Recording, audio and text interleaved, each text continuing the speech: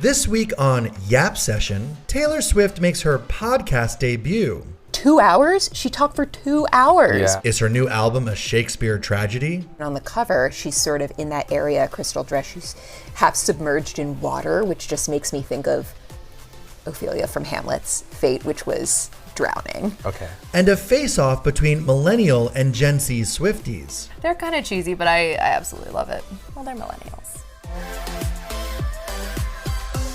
Taylor Swift made her podcast debut on the New Heights podcast hosted by Jason Kelce and Travis Kelce.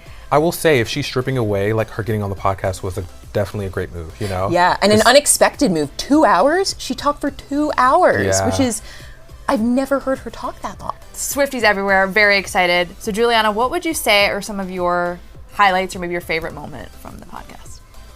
Her sourdough. Duh. I knew she was a baker, but I didn't realize she was that into things. I knew she had made Pop-Tarts for different Chiefs players and their families, but apparently sourdough is her new hyperfixation thing of the moment. The cinnamon swirl one sounds crazy. The sourdough's taken over my life in a huge way. And she's getting good with making all these different versions. Yeah, we do. There's a blueberry lemon.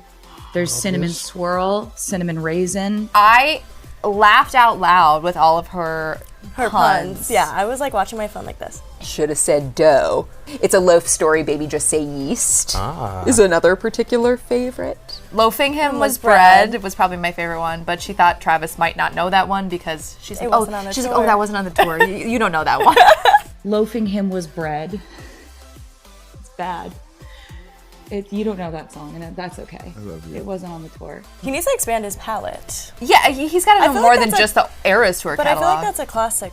Everybody knows that song. Yeah, which was interesting when she was talking about the re-record. Yes. She said that Red was one of her favorites Well, to do. obviously. I really liked them all, but I think Red was very special. That was not a shock. Literally, she did the most promo for it. She went on SNL for it. Like, we could tell who her favorite child was. But it was cool to see her talk about the Masters because I knew that was something that was important to her. See it finally happen. Crazy that it was just her mom and her brother that were the ones Right? that not only like did the deal for her, but were the ones that let her know.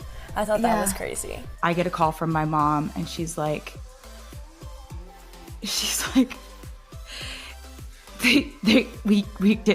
got your music. She was like, you got your music, and I just like very dramatically hit the floor. It was really nice to see her let her guard down and like play off of her boyfriend. Like their chemistry really, it was palpable during that podcast. It was so cute to see them in like loved up mode, just kind of joking around and like ribbing each other. It was so cute to see how supportive he is of her and her dreams and her goals and Her big words. And you can tell too that she's trying to teach him new things. She's like, "Oh, you know that word. You know that word." She's like, "You taught him what Hamlet is." She kept emphasizing that he's smarter than he actually thinks, and he kept emphasizing that she's more athletic than she actually thinks. Oh, that was cute too. Because I'm not an athlete, so it's like that stuff I have to really force myself to do. Don't you say that. It's always nice to like be with somebody who can teach you something about their job and you can teach them about yours, and like you're not in competition in any way, but like you're educating each other. You're like explaining like what you do. totally different world. Yeah, it brings you into a different world, a different space, and like it was so funny to see how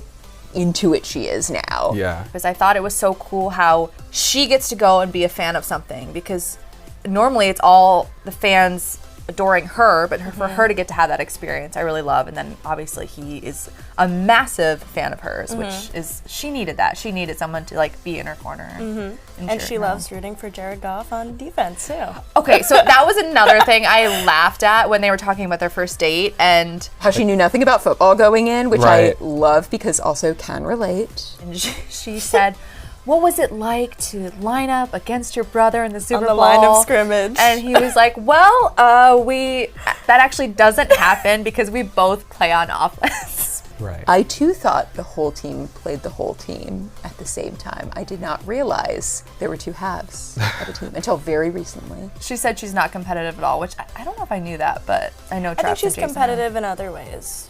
Probably with, ways. music on the charts and stuff. And speaking of that, we have our new album coming. Ours, as if I have anything to do with it. Yes, it is mine. It is mine. I'm very passionate about this. October 3rd, Life of a Showgirl. I can't wait 12 that long. tracks. So on the cover, she's wearing this crystal kind of cutout dress by Area, which is a brand that's known for its use of crystals and shine and sparkle, which is very in line with this album. I think we were spoiled with the Folklore and Evermore when it just dropped suddenly and we didn't have to wait, because now it's October 3rd does seem like so Too far long. from now. I also think we're spoiled and we said, oh, only 12 tracks. I'm not sure if there'll be any more She surprises. made it known. But I think she made it known. She was like, no clowning this time. 12 tracks, that's all you're getting. I spoiled you enough with Tortured Poets Department, and you're not getting any more. The album I heard is going to be like a lot of bangers, a lot of hits, Yes. a lot of poppy songs, but the cover didn't really give me that. Like, it felt much more introspective, much more like she's getting into like a deeper place. So I'm kind of surprised at the direction. I will say the first track is called The Fate of Ophelia, and on the cover she's sort of in that Area crystal dress. She's half submerged in water, which just makes me think of Ophelia from Hamlet's fate, which was drowning. Okay. So I feel like that could be a nod to that. Travis really hyped this up. I was actually telling you before we did this that I'm thinking it'll be kind of a 1989 vibe, which seems to be Travis's favorite album. Shellback and Max Martin. Yes, and she was saying like back-to-back bangers. Well, Travis said that. You're going to want to dance, which I'm super excited about. Probably the factor of this album I'm most enthused about is the fact that she's back with Max Martin. He worked with Taylor on songs from her albums Red, 1989, Reputation, anything that sounds like a big pop anthem, he was behind. And they're back together on this album, which I can't wait for because I love Taylor Swift when she's in pop mode. We have a Sabrina Carpenter collab, which is Yay! awesome. Which her album will keep me entertained until I wait for Taylor's album. Exactly. So we'll take that. It was crazy to me how she was saying that she was touring all over Europe. In between shows, would fly to Sweden to work with Max Martin and Shellback, and then go back. No breaks. I'm so tired just thinking about that. They're kind of cheesy, but I absolutely love it.